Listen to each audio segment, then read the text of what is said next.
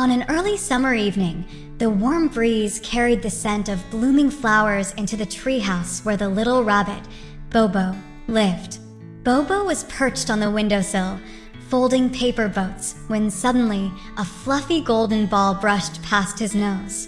It was a group of dandelion seeds, carrying tiny lanterns as they patrolled the night. "Wow!" Bobo exclaimed, leaning halfway out of the window, his body swaying like a carrot-shaped wind chime. His paper boat was caught by the wind and lifted into the air. Next door, the Firefly River shimmered and swayed, drifting toward the moon. "Come back," Bobo cried, hopping onto the windowsill with his hind legs.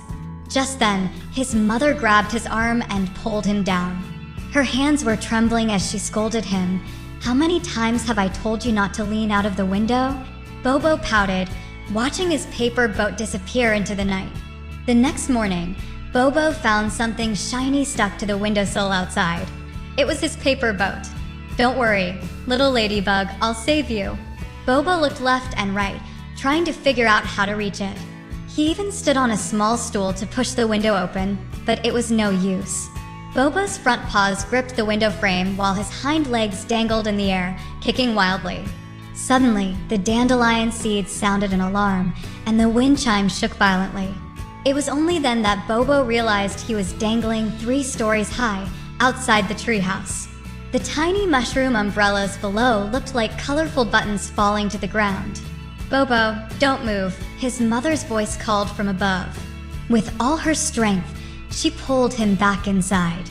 Shaken and scared, Bobo sat on the floor, wrapped in a blanket and snuggled into his mother's arms.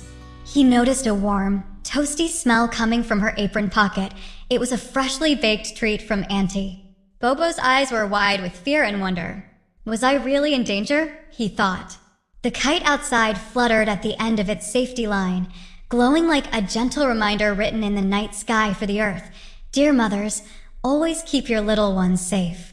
And dear children, when you see something magical outside the window, admire it with your eyes, not your hands or feet. Never take risks that could harm you."